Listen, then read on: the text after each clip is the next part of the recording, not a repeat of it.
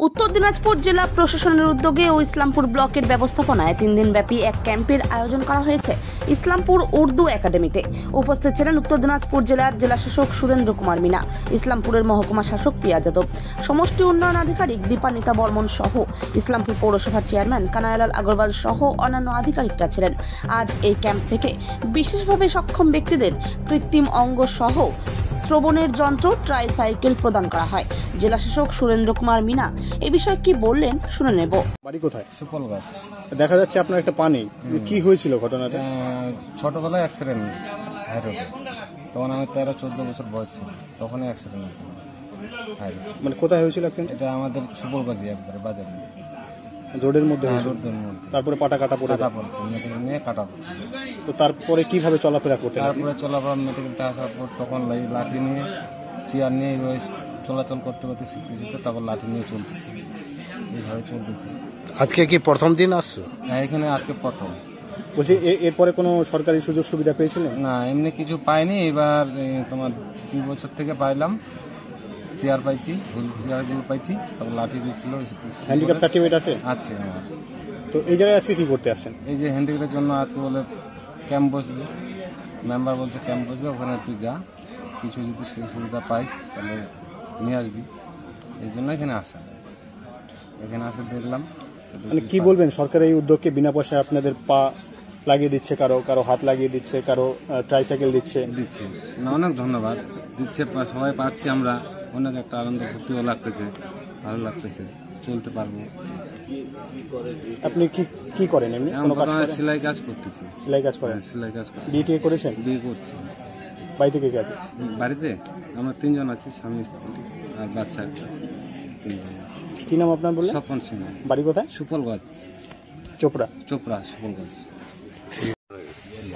আমাদের উত্তর দিনাজপুর জেলা প্রশাসনের বিশেষ করে ডিএম সাহেব গতবার উদ্যোগ নিয়েছিলেন ভার্সন 1-এ। সেখানে যারা দিব্যাঙ্গ ব্যক্তি আছেন বা যারা পার্সন উইথ ডিসেবিলিটি আছেন এবং যাদের হিয়ারিং ইম্পেয়ার্ড আছে, যারা শুনতে অসুবিধা হয়, ওনাদের জন্য একটা ক্যাম্প করা হয়েছিল। খুব অনেক লোকই সেখানে নিজের সুবিধাগুলো পেয়েছেন, যার যেটা দরকার নিয়েছিলেন। মানে সেই ভার্সন 1-এও যারা লেফট আউট ছিল তারা আবার এখন আসছেন এখানে। আজকের দিনে চোপড়া ব্লকের এখানে হচ্ছে, চোপড়া ব্লকে যারা দিব্যাঙ্গ বা পার্সন উইথ ডিসেবিলিটি এবং হিয়ারিং ইম্পেয়ার্ড যারা আছেন চোপড়া ব্লকের, তারা আজকে এখানে এই সুবিধাগুলি পাচ্ছেন, যার যেরকম দরকার। এখানে রেলিভেন্ট যারা ডক্টর টিম আছে, তারা যার দরকার সেটা তারা ইমিডিয়েটলি পেয়ে যাচ্ছে। মানে ডিসেবিলিটি সার্টিফিকেট নিয়েও সমস্যা হচ্ছে না। এখানে অলরেডি ডিএম সাহেব একটা ক্যাম্পই করে দিয়েছেন, যারা এখানে অ্যাপ্লাই করতে পারে। আমাদের ইসলামপুর হসপিটালেও স্যাটারডে সেখানে বোর্ড বসে, সেখান থেকে মেডিকেল বোর্ড বসে, সেখান থেকে ডিসেবিলিটি সার্টিফিকেটও তারা কালেক্ট করতে পারবেন। এটাতে এই কর্মসূচিতে অনেক সুবিধা হয়েছে এলাকার লোকের। কেননা আমরা মাঝে মাঝে তখন তো খুব লিমিটেড স্কোপ থাকে, 10 জনকে দিতে পারবো, 20 জনকে দিতে পারবো। এখানে সেরকম লিমিট নেই, যত লোক আসবেন, দিব্যাঙ্গ ব্যক্তি যত আসবেন, যত ডিসেবিলিটি পার্সন উইথ ডিসেবিলিটি আসবেন বা হিয়ারিং ইম্পেয়ার্ড যারাই আসবেন, সবাইকে সেই যার যেটা দরকার সেটা দেওয়া হবে।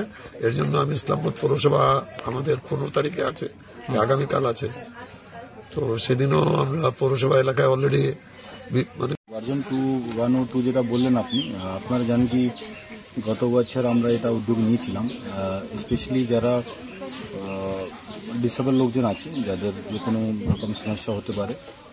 এটা मतलब गवर्नमेंट तो जानें कि আমাদের রাজ্য সরকার সবসময় মানবিক উদ্যোগ নেয়, আর দুয়ারে সরকার হোক কি अन्य কোনো ইনিশিয়েটিভের মাধ্যমে রাজ্যের মাননীয় মুখ্যমন্ত্রী সবসময় স্টেট স্তর থেকে শুরু করে জেলা প্রশাসন, ব্লক স্তরে আমরা চেষ্টা করি কি মানুষের পাশে বিভিন্ন রকম পরিষেবা আমরা দিতে থাকি।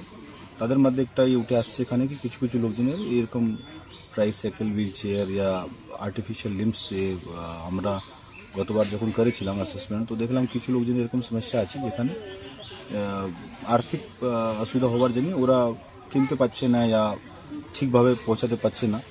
এই জন্য আমরা গতবার থেকে এটা ভার্সন 1 শুরু করেছিলাম জয়পুরপুর, যেখানে পুরো জেলা জুড়ে 5টা বড় ক্যাম্প হয়েছিল, আর 7000 থেকে প্লাস মানুষ সেখানে ডাইরেক্টলি বেনিফিটেড হয়েছিল।